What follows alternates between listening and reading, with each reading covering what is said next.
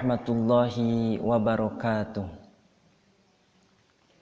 Alhamdulillahi wa kafa, wassalatu wassalamu ala nabiyil mustafa, sayyidina wa maulana Muhammadin ahli sidqi wal wafa.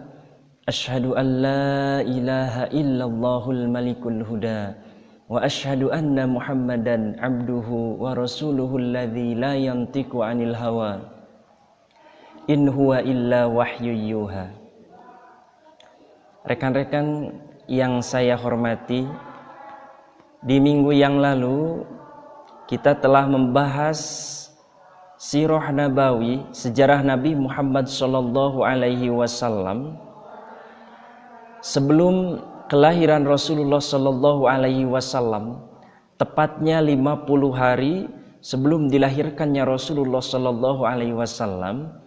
Di minggu yang lalu telah kita bahas ada yang disebut dengan sekelompok pasukan gajah dari negeri Yaman yang dipimpin oleh Raja Abrahah berniat untuk menghancurkan Ka'bah. Makanya hari kelahiran Rasulullah sallallahu alaihi wasallam disebut dengan Amul Fil, wasumiya amu wiladatihi amal fil, dan diberi nama hari kelahiran Rasulullah sallallahu alaihi wasallam itu dengan Amul Fil. Kenapa disebut dengan tahun gajah? Li'anna malikal habasyati arsala ama wiladatihi jaisan ila Makkah. Karena tepat pada hari kelahiran Rasulullah sallallahu alaihi wasallam, Raja Habasyah mengutus tentara-tentaranya yang dipimpin oleh Raja Abrahah ila Makkah, menuju ke negeri Makkah, lihadmil Ka'bah, untuk menghancurkan Ka'bah. Wa kana fihi filun adimun, dan di dalamnya terdapat gajah-gajah yang sangat besar. Lalu fa'ahlakallahul jaisha, dan Allah menghancurkan pasukan gajah tersebut ikraman liwiladatin Nabi sallallahu alaihi wasallam, untuk memuliakan, menyambut hari kelahiran baginda Rasulullah Nabi Muhammad sallallahu alaihi wasallam. Baik rekan-rekan, pada kesempatan kali ini kita lanjutkan wiladatuhu wa radha'atuhu. Pembahasan kita pada kali ini adalah hari kelahiran Rasulullah sallallahu alaihi wasallam dan penyusuan baginda Rasulullah sallallahu alaihi wasallam. Ulida sallallahu alaihi wasallam bi Makkah yaumal itsnain. Nabi Muhammad sallallahu alaihi wasallam dilahirkan di kota Mekah yaumal itsnain, pada hari Senin. Ini rekan-rekan yang sudah ada kitabnya boleh dilihat di halaman ke-6, kitab Khulasah Nurul Yakin. Ats-tsaniya asyara min Rabiul Awal, pada tanggal 12 Rabiul Awal, Amal Fil, disebut dengan tahunnya adalah tahun gajah, sebagaimana yang telah kita bahas di minggu yang lalu. Pada saat kelahiran Rasulullah sallallahu alaihi wasallam, ada beberapa poin yang akan kita bahas. Satu, ketika Rasulullah sallallahu alaihi wasallam dilahirkan dari rahim seorang ibu yang sangat mulia, nama ibunda Rasulullah sallallahu alaihi wasallam adalah Aminah. Ya, Aminah, dan ayahnya adalah Abdullah. Ketika Rasulullah sallallahu alaihi wasallam sedang dikandung, dalam kandungan Aminah usia kandungan 6 bulan, maka Abdullah ayahnya Rasulullah sallallahu alaihi wasallam wafat, dimakamkan di Madinah. Abdullah ini adalah keturunan bangsawan Mekah dan Aminah adalah keturunan bangsawan Madinah. Dan Aminah dengan Abdullah ini bertemu di kakeknya yang kelima, yaitu Kilab. Fatajtami'u ummuhu ma'a walidihi fi jadil khamis wa huwa Kilab. Maka bertemu, ini sebetulnya satu turunan, di kakeknya yang kelima namanya adalah Kilab. Baik, poin pertama, ketika Rasulullah sallallahu alaihi wasallam terlahir, banyak sesuatu hal khariqun lil adab, keluar dari kebiasaan umumnya manusia, khariqun lil adab. Yang keluar dari calon nabi dan calon rasul namanya adalah irhas. Banyak irhas yang terjadi. Kalau kejadian luar biasa ini keluar dari nabi, namanya adalah mukjizat. Calon nabi, calon rasul adalah irhas. Para wali adalah karomah. Untuk mukmin yang soleh, mukmin yang baik itu namanya adalah ma'unah. Adapun kejadian luar biasa yang keluar dari orang kafir ataupun keluar dari orang mukmin yang fasik itu namanya adalah istidraj ataupun ihanah. Pada saat Rasulullah Shallallahu Alaihi Wasallam dilahirkan, banyak irhas, kejadian luar biasa yang terjadi kepada baginda Rasulullah Shallallahu Alaihi Wasallam. Poin pertama, ketika Rasulullah Shallallahu Alaihi Wasallam lahir dari Aminah, muncul yang disebut dengan bintang Ahmad. Ini orang-orang Yahudi mengistilahkannya bintang Ahmad. Rasulullah SAW lahir tepat muncul pada saat kelahiran Rasulullah SAW itu bintang yang disebut dengan bintang Ahmad, yang diyakini oleh orang-orang Yahudi dalam kitab Tauratnya. Mereka menyebutkan nanti ketika lahir Nabi terakhir, ketika dilahirkan Rasul terakhir, itu akan muncul bintang yang disebut dengan bintang Ahmad. Makanya seorang sahabat Nabi yang nantinya menjadi sahabat Nabi, dan beliau ini lebih tua daripada Nabi Muhammad SAW, namanya adalah Hasan bin Sabit. Ketika lahir Rasulullah SAW, tepat pada saat kelahiran Rasulullah, Hasan bin Sabit ini tinggal di Madinah. Saat itu Hasan mengatakan, di malam tepat pada malam kelahiran Rasul terakhir yaitu Nabi Muhammad SAW, saya melihat bintang yang sangat luar biasa bercahayanya. Orang-orang Yahudi menyebutnya itu adalah bintang Ahmad. Pada malam itu orang-orang Yahudi ramai keluar. Karena rekan-rekan perlu diketahui, di Madinah itu sudah ada 3 kelompok suku Yahudi, suku besar Yahudi. Pertama adalah Bani Quraidah, yang kedua adalah Bani Qainuqa, yang ketiga adalah Yahudi Bani Nadir. Kenapa mereka pergi ke Madinah? Di antara alasannya adalah dalam kitab-kitabnya mereka menyebutkan bahwa nanti akan muncul Nabi terakhir di sebuah kota yang diprediksi oleh mereka kota tersebut adalah kota Madinah. Makanya mereka hijrah ya ke Madinah, tujuannya adalah agar nanti Nabi terakhir keluar dari keturunan-keturunan mereka. Dan mereka juga meyakini ketika munculnya Nabi terakhir nanti akan datang bintang yang disebut dengan bintang Ahmad. Makanya ketika kelahiran Nabi Muhammad SAW, orang-orang Yahudi di Madinah itu ramai pada keluar. Kata Hasan bin Sabit, mereka menyebutkan, wah, Nabi terakhir telah lahir, Rasul terakhir telah lahir. Ternyata itu adalah bintang Ahmad yang disebutkan dalam kitab kita. Nabi terakhir telah lahir. Siapa di antara kita yang melahirkan seorang bayi pada malam ini? Tapi ternyata sungguh malang, orang-orang Yahudi pada saat itu tidak ada satupun yang Yahudi yang melahirkan di Madinah pada saat itu. Ya, ini yang pertama. Kemudian poin yang kedua. Poin yang kedua, Nabi Muhammad SAW ketika Siti Aminah melahirkannya itu tanpa kesulitan, mudah luar biasa. Bahkan para ahli sejarah menyebutkan Siti Aminah itu ketika melahirkan tanpa dibantu oleh siapapun, kecuali dibantu oleh Allah Subhanahu wa taala dan oleh utusan-utusan Allah Subhanahu wa taala yang sengaja diutus oleh Allah Subhanahu wa taala. Tidak ada manusia satupun yang membantu kelahiran Rasulullah Shallallahu Alaihi Wasallam yang dilahirkan oleh ibunda Aminah pada saat itu. Kemudian yang ketiga lahir dengan mengangkat kepala ke langit. Ketika lahir Rasulullah Shallallahu Alaihi Wasallam dengan mengangkat kepala ke langit. Makanya Syekh Ja'far Al-Banjarji menyebutkan wawulida sallallahu alaihi wasallam wadi'an yadaihi rafi'ar ra'sahu ilas sama'il aliyah. Itu Syekh Ja'far menyebutkan dalam kitabnya wawulida sallallahu alaihi wasallam wadi'an yadaihi alal ardi rafi'ar ra'sahu ilas sama'il aliyah. Jadi ketika pas lahir kepalanya Rasulullah Shallallahu Alaihi Wasallam ini menengadah ke langit, seolah-olah beliau Rasulullah Shallallahu Alaihi Wasallam pas dilahirkan itu berdoa kepada Allah Subhanahu Wa Taala. Kemudian yang keempat, ketika lahir Rasulullah Shallallahu Alaihi Wasallam dari rahim Aminah yang menjadi ibundanya Rasul, beliau terlahir sudah dikhitan. Ya, beliau Nabi Muhammad lahir sudah dikhitan. Kalau kita kan keumumannya laki-laki ketika pas terlahir itu belum dikhitan. Dikhitannya itu di dunia. Tapi Rasulullah Shallallahu Alaihi Wasallam lahir sudah dikhitan tanpa dikhitan lagi. Ya. Lalu kemudian yang kelima Rasulullah Shallallahu Alaihi Wasallam ketika terlahir itu tanpa dibebani oleh tali pusar. Jadi tanpa ada tali pusar yang mengikatnya. Maka Rasulullah Shallallahu Alaihi Wasallam ketika pas lahir tersebut itu sudah tidak dibebani oleh tali pusar lagi. Lalu poin yang keenam, terjadi guncangan yang sangat dahsyat di istananya Kisra. Kisra itu di Persia.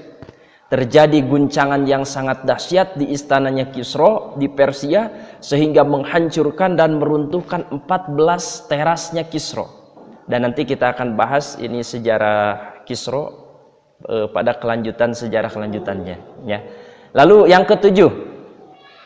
ketujuh pada saat Rasulullah Shallallahu Alaihi Wasallam dilahirkan, padamnya api sesembahan Majusi. Jadi api yang disembah oleh orang Majusi pada saat Rasulullah Shallallahu Alaihi Wasallam lahir, yang mana api tersebut sudah ratusan tahun menyala, ternyata pada saat dilahirkan Rasulullah Shallallahu Alaihi Wasallam, api yang mereka sembah dianggap sebagai Tuhan itu padam. Mereka nyalakan, tidak nyala-nyala. Ya. Kalau mereka orang Majusi berniat untuk menyalakan api dan api itu berniat untuk disembah, maka api tersebut tidak menyala, mati api tersebut.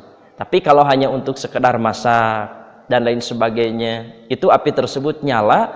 Tapi kalau dinyalakan dan bermaksud untuk disembah, maka api tersebut padam. Ini sampai nanti pada masa Khalifah Umar bin Khattab, api semenjak dilahirkannya Rasulullah Shallallahu Alaihi Wasallam oleh orang Majusi itu tidak nyala sampai pada masa Khalifahnya Umar bin Khattab. Itu seperti itu.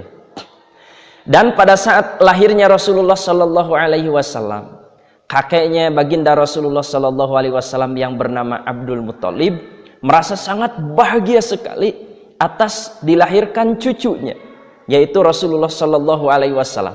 Oleh Abdul Muthalib itu si bayi yang baru lahir dari Siti Aminah dibawa oleh Abdul Muthalib, digendong, dipangku, dibawa oleh Abdul Muthalib masuk ke dalam Ka'bah.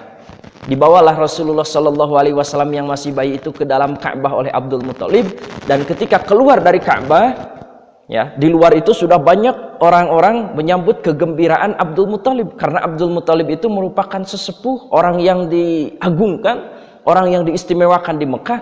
Maka mereka pun orang-orang Mekah menyambut kegembiraan yang dirasakan oleh Abdul Muthalib.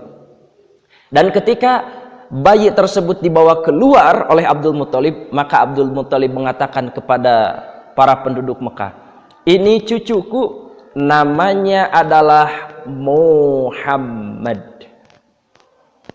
Ini cucuku, namanya adalah Muhammad. Orang Mekah pada saat itu merasa heran dan merasa aneh. Kenapa ini Abdul Muthalib memberikan nama kepada bayi itu namanya Muhammad? Padahal pada saat itu di Mekah, bahkan dimanapun, tidak ada satu orang pun yang namanya adalah nama Muhammad. Gak ada seorang pun yang namanya Muhammad. Meskipun lafaz Muhammad itu dari bahasa Arab, artinya adalah orang yang terpuji, tapi tidak ada satu orang pun sebelum Rasulullah Shallallahu Alaihi Wasallam ada orang yang memberikan nama dengan nama Muhammad. Tapi kalau kita lihat pada masa sekarang ini, nama Muhammad ini sangat luar biasa sekali, sangat banyak sekali. Bahkan nama-nama Muhammad ini Allah menyebutkan dalam Al-Quran surah Al-Insyirah, wa rafa'na laka dzikrak.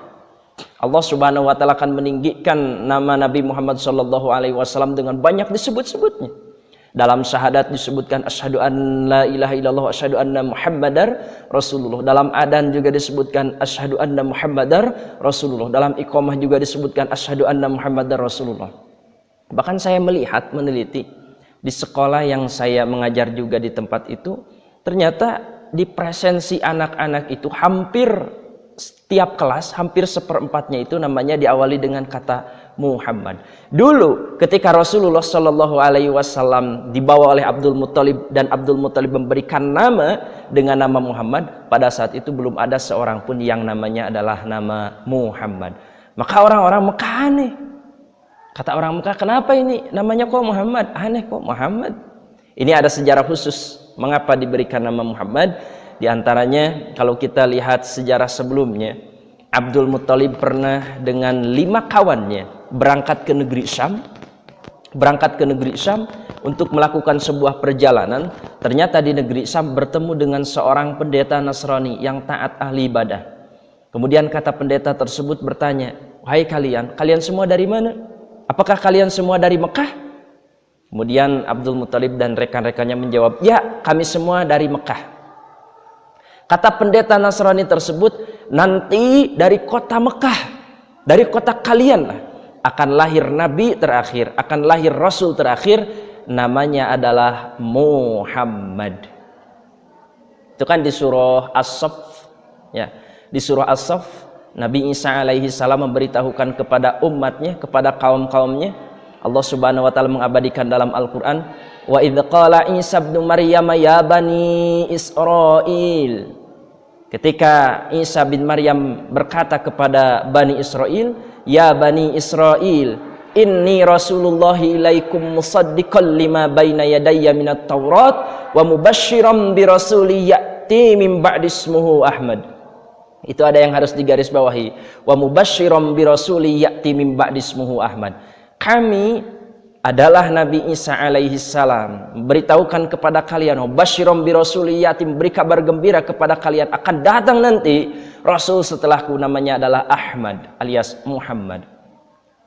Maka ketika pendeta tersebut memberitahukan kepada Abdul Muthalib, kepada teman-temannya yang lainnya, bahwa nanti dari kota Mekah itu akan terlahir seorang Nabi namanya adalah Muhammad, maka Abdul Muthalib dan teman-teman yang lainnya pun dalam hatinya berkata, nanti kalau saya punya anak, nanti kalau saya punya cucu, saya akan kasih nama anak dan cucu saya itu namanya adalah Muhammad.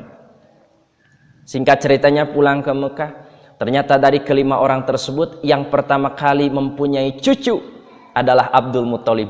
Maka Abdul Muthalib tidak menyia-nyiakan kesempatan itu, apalagi dilihat dari pas lahirnya tadi banyak kejadian-kejadian yang sangat luar biasa sekali kejadiannya. Maka Abdul Muthalib dengan yakin, ini cucuku akan menjadi orang yang sangat besar. Maka Abdul Muthalib pun memberikan nama untuk cucunya dengan nama Muhammad.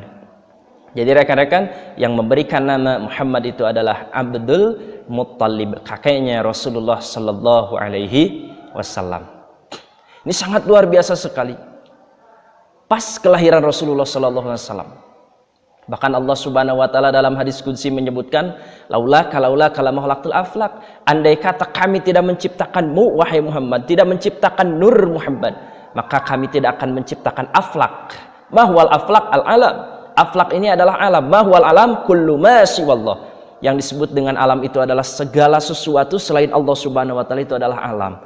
Maka kalaulah Allah Subhanahu wa taala tidak menciptakan nur Nabi Muhammad sallallahu alaihi wasallam, Allah tidak akan menciptakan alam semesta ini. Itu dalam hadis qudsi.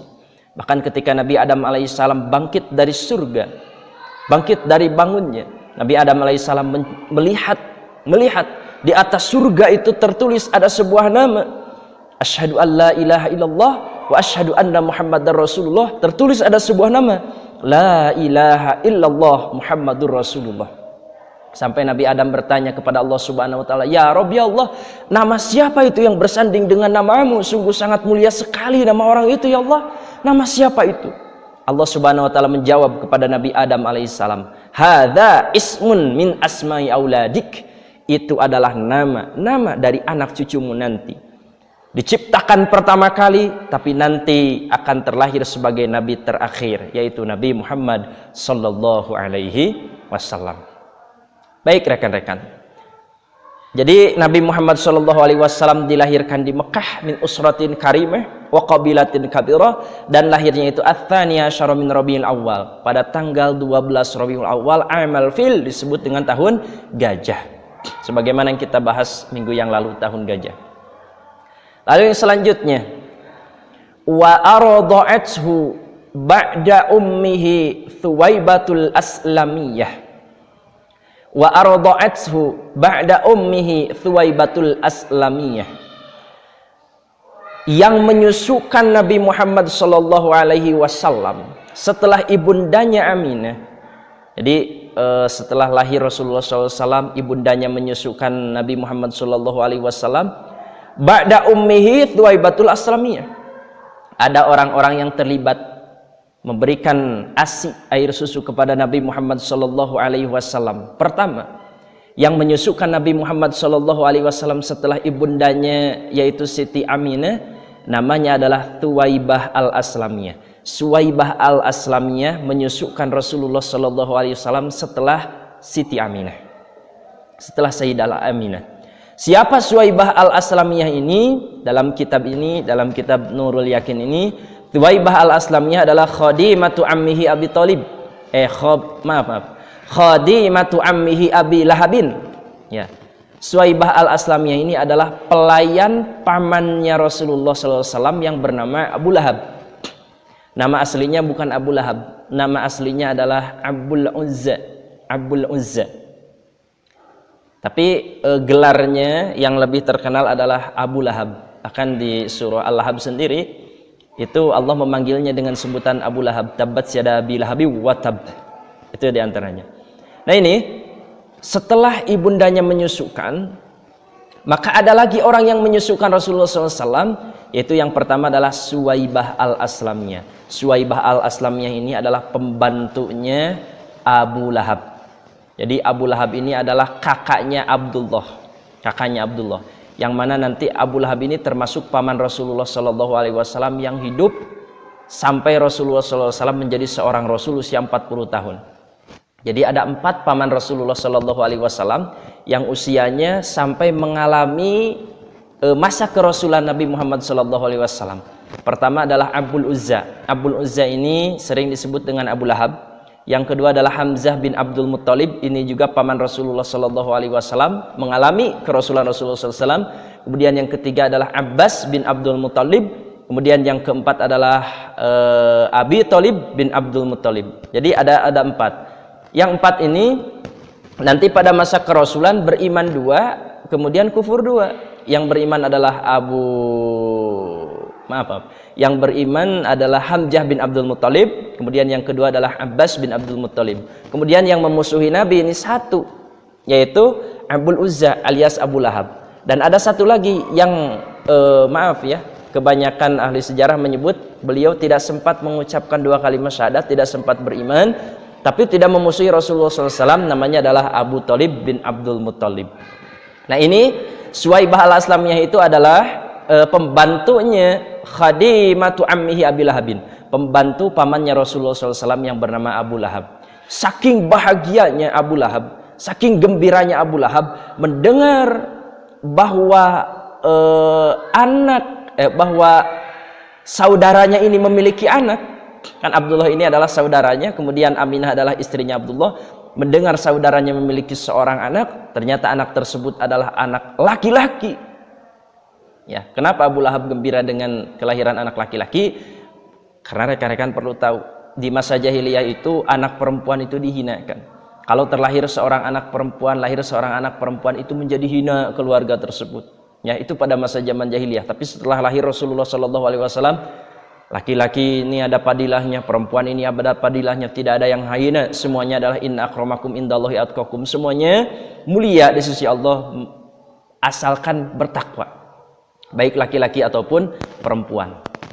Man amila sholihan min dzakarin aw unsa falanuhyiyannahu hayatan thayyibah.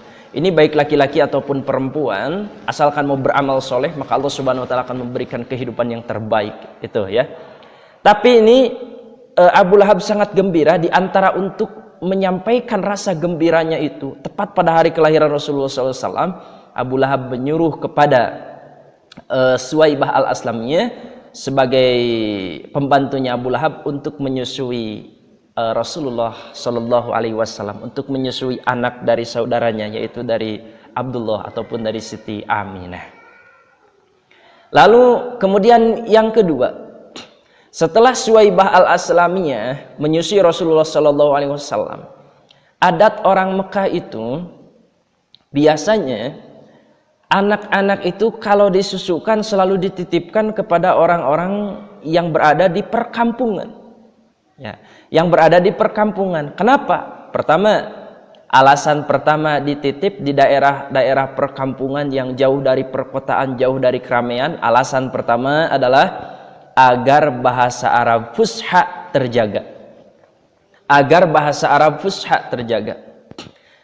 Bahasa Arab fusha ini yang asli, bahasa Arab yang asli, ini Al-Quran itu bahasa Arabnya adalah bahasa Arab fusha. Ya. Bahasa Arabnya bahasa Arab fusha yang tidak tercampur, terkontaminasi dengan bahasa-bahasa yang lain. Kan bahasa Arab yang paling kacau itu sebetulnya di daerah Mekah. Karena di Mekah itu dari dulu sampai sekarang merupakan bahasa Arab yang paling kacau. Kenapa? Karena dari tiap daerah banyak yang berdatangan ke sana sehingga bahasanya itu tercampur, grammarnya itu sudah tidak utuh lagi.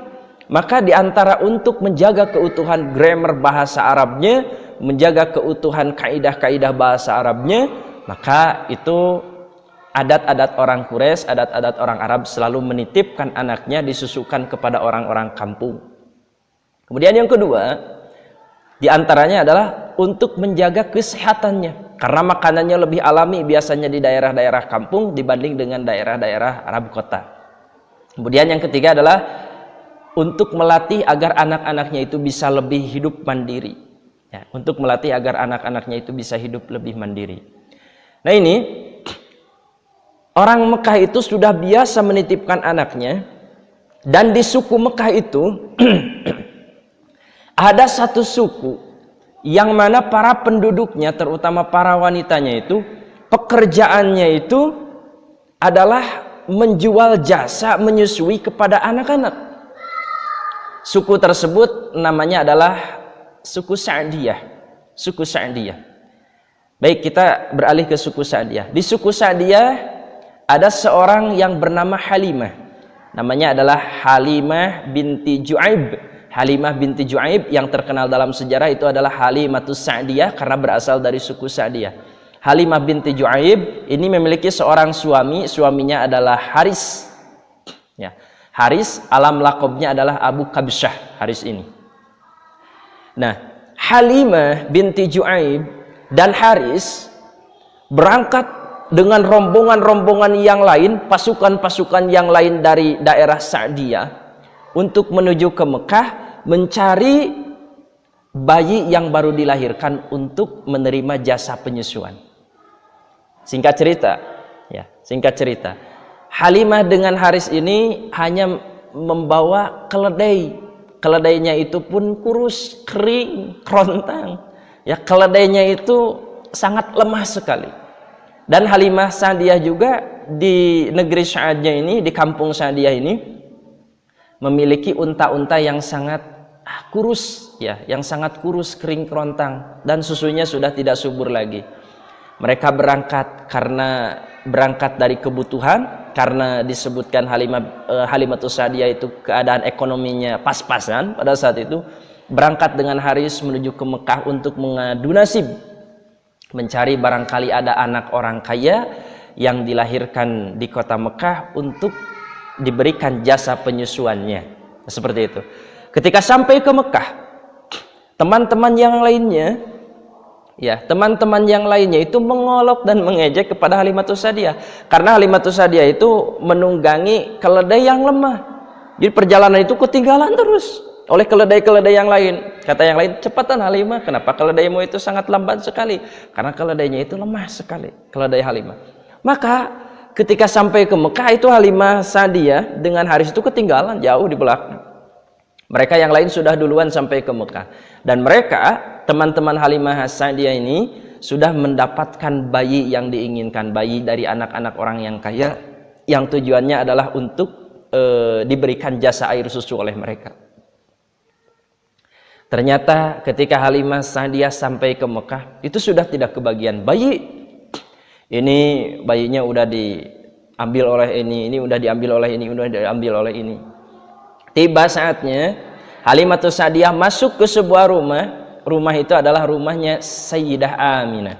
Di sana ada bayi, yaitu baginda tercinta Nabi Muhammad Shallallahu Alaihi Wasallam. Ditawarkanlah kepada Halimah oleh Abdul Muttalib, wahai Halimah As-Sa'diyah, ini kami ada bayi ini, namanya adalah Muhammad, boleh engkau menyusuinya? Halimah bertanya, apakah bayi ini masih ada ayahnya? Apakah bayi ini masih ada orang tuanya? Kemudian dijawab oleh Abdul Muttalib, ini ayahnya sudah meninggal dunia. Maka kata Halimah, oh kalau begitu maaf, saya tidak mau kalau ayahnya sudah meninggal dunia. Nanti kalau ayahnya sudah meninggal dunia, siapa yang mau gaji saya? Siapa yang mau gaji saya?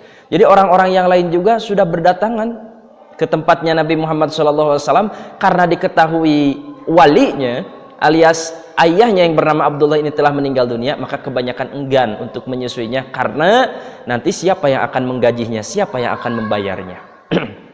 Maka Halimatus Sa'diyah pun pulang, pergi. Ketika sampai di perbatasan kota Mekah, Haris bertanya kepada Halimah, wahai Halimah, kita jauh-jauh dari negeri Sa'diyah datang ke sini untuk mencari barangkali ada bayi yang bisa kita susui, bayi anak-anak orang kaya yang bisa susui. Tapi kenapa kita harus pulang dengan tangan hampa? Bagaimana kalau kita ambil sajalah bayi itu? Bayi yang tadi ditawarkan oleh Abdul Muttalib meskipun tidak ada ayahnya, barangkali dengan bayi itu kita akan mendapatkan berkah, kita akan mendapatkan kebaikan.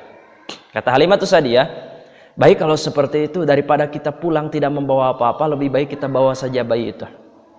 Akhirnya kembali lagi Siti Halimah dengan Haris itu ke rumahnya Abdul Muttalib. Di sana ada Siti Aminah, kemudian di sana juga ada bayinya yaitu Nabi Muhammad SAW. Kata Halimatus Sa'diyah, baik wahai Abdul Muttalib, baik wahai Aminah, saya ambil saja ini bayi, saya akan urus ini bayi, saya akan susukan ini bayi.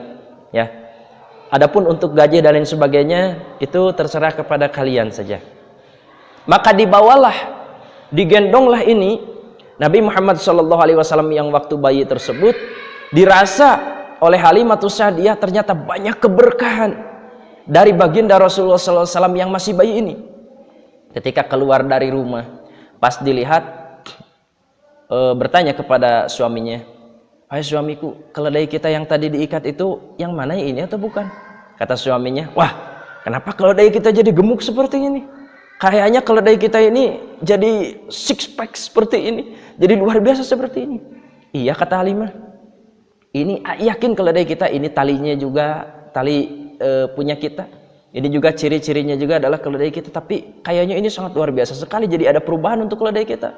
Ayo, awalnya keledainya itu hanya dinaiki oleh Halimah saja, tapi karena tenaganya sangat luar biasa ini keledai, akhirnya Haris pun ikut naik berdua. Dan rekan-rekannya yang tadi yang sudah ada di perjalanan jauh meninggalkan Halimah itu kesusul oleh keledainya Halimah Sa'diyah dengan Haris. Wah, dengan sangat cepat sekali akhirnya kesusul, yang mana pada saat itu teman-temannya pun bertanya, wahai Halimah, itu keledaimu yang tadi?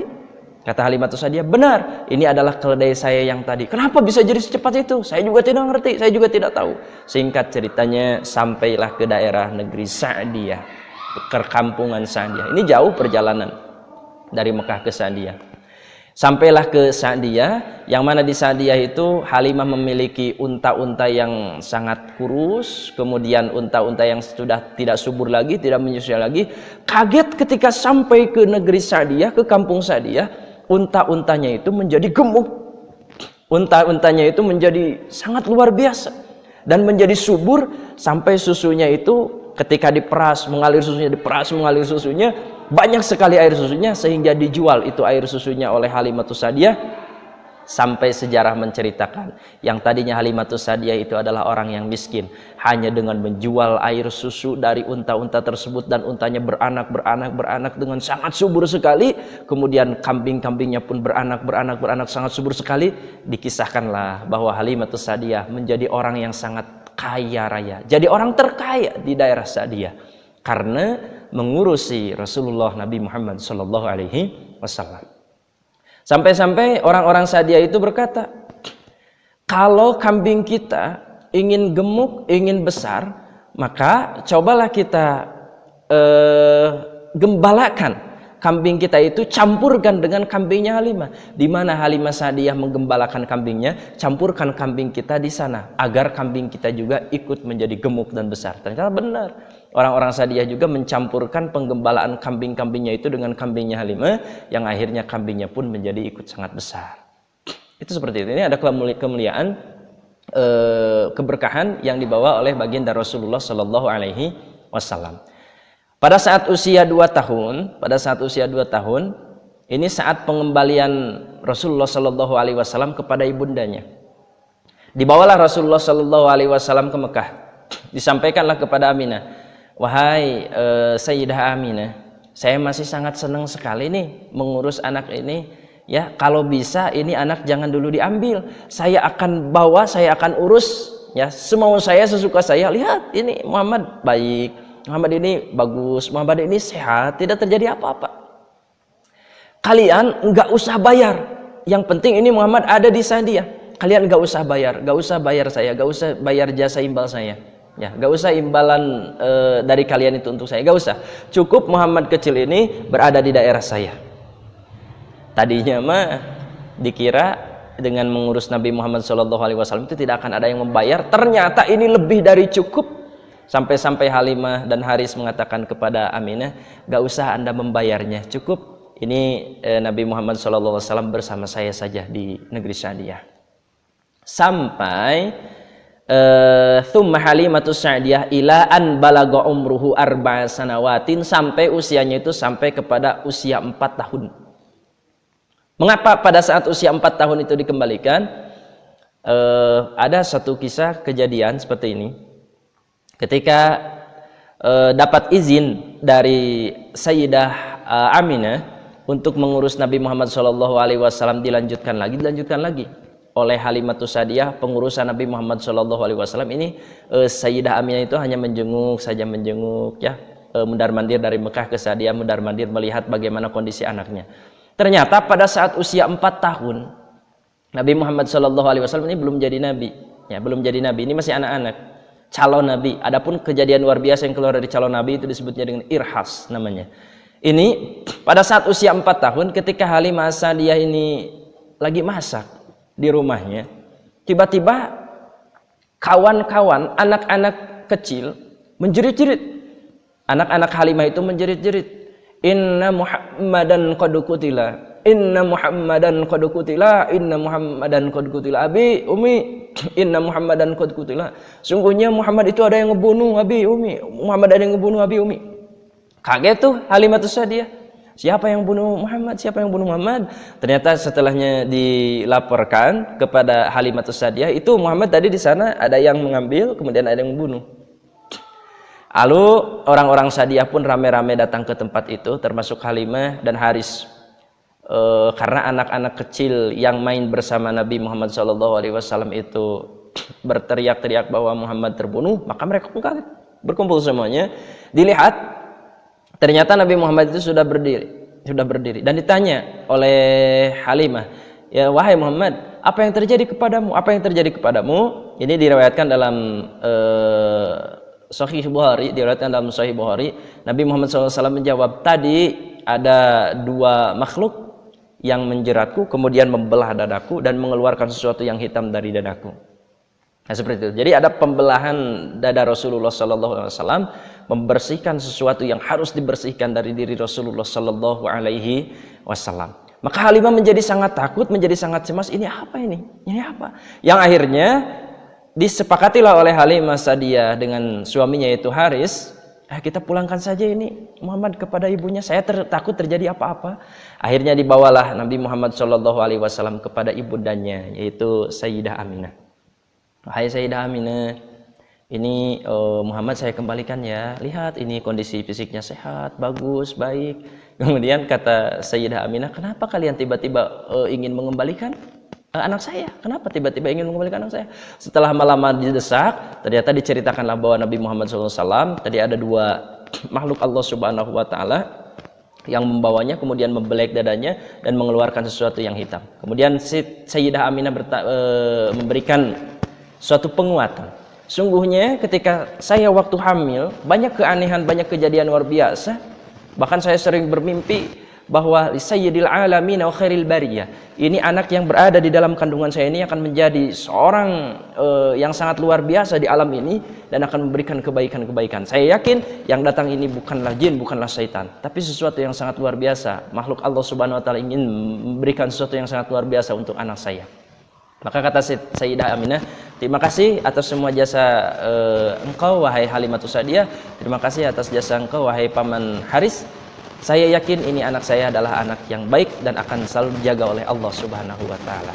Maka ketika itu Halimatus Sa'diyah pulang lagi ke daerah Sa'diyah dan Aminah bersama Rasulullah sallallahu alaihi wasallam. Tepat pada saat usia 6 tahun Rasulullah sallallahu alaihi wasallam ya, waqad dahabat ilal madinati li ziyarati qabri abihi wa maha jadduhu Abdul Muttalib. Di sebagian riwayat menyebutkan waqila kana maha Ummu Aiman. Ketika saat usia Rasulullah sallallahu alaihi wasallam 6 tahun ya, ketika saat usia Rasulullah SAW 6 tahun, Aminah, ibundanya Rasulullah SAW, bermaksud untuk membawa anaknya, yaitu bernama Nabi Muhammad SAW, yang saat itu adalah masih calon Nabi, dibawa untuk berziarah ke Madinah. Untuk ngapain ziarah ke Madinah? Ziarah ke makam ayahnya, yang mana ayahnya itu telah wafat di usia Rasulullah dalam kandungan itu 6 bulan. Dibawa ziarah ke Madinah. Ya, kemudian ziarah kubur di Madinah, menemui kubur ayahnya yang bernama Abdullah. Setelah pulang dari Madinah,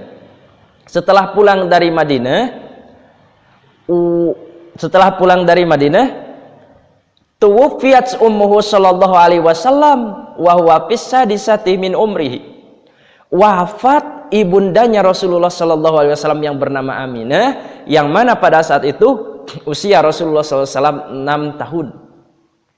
Jadi berangkat dari Mekah bersama ibundanya, maksud untuk berziarah kubur ke makam ayah Rasulullah SAW, yaitu Abdullah. Setelah ziarah kubur, karena perlu rekan-rekan ketahui, Aminah ini keturunan dari Madinah. Jadi Rasulullah SAW itu keturunan bangsawan Mekah dan Madinah. Ya. Setelah berziarah kubur mau pulang lagi ke Mekah, di perjalanan waqaddu finats bil abwa, tepatnya di sebuah kampung tersebut adalah kampung Abwa. Ibundanya Rasulullah SAW Aminah itu sakit sampai meninggal dunia. Ya, setelah sakit sampai meninggal dunia, waqaddu finats bil abwa, dan dimakamkan di daerah Abwa. Abwa itu adalah qaryatun baina Makkah wal Madinah, sebuah perkampungan antara Mekah dan Madinah. Jadi di perjalanan tadinya berangkat dari Mekah menuju ke Madinah. Setelah ziarah kubur menemui makam ayah yang bernama Abdullah, kemudian pulang lagi dari Madinah untuk menuju ke Mekah. Di perjalanan tepat di kampung Abwa, Sayyidah Aminah itu sakit, kemudian sakitnya tersebut sampai meninggal dunia. Maka Rasulullah Shallallahu Alaihi Wasallam dengan rombongan Aminah pada saat itu, karena ini masih kecil Rasulullah Sallallahu Alaihi Wasallam, sifat kemanusiaan sedih pasti luar biasa sedihnya. Ayahnya sudah tiada, belum lagi ini adalah ibundanya meninggal pula di daerah Abwa. Ketika ibundanya dimakamkan, Rasulullah Sallallahu Alaihi Wasallam berdiri, Ummi. Kemudian kata rombongannya yang disebutkan dalam sejarah, Ummu Aiman mengajak Rasulullah, wahai Muhammad, ibu telah tiada, ibumu telah tiada. Enggak. Ibu masih ada, kata Rasulullah. Telah tiada, ayo kita pulang ke Mekah. Enggak, saya ingin pulang bersama ibu. Saya ingin pulang bersama ibu.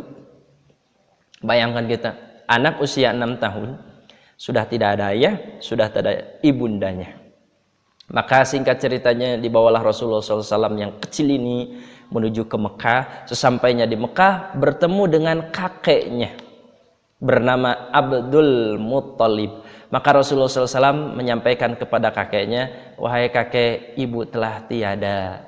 Baik rekan-rekan, sampai di sini saja terlebih dahulu. Insya Allah nanti kita akan lanjutkan lagi diurusnya Rasulullah SAW dan dididik oleh kakeknya yang bernama Abdul Muttalib.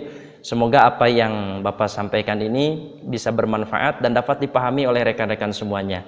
Hadanallahu wa iyyakum ajma'in wal afu minkum. Assalamualaikum warahmatullahi wabarakatuh.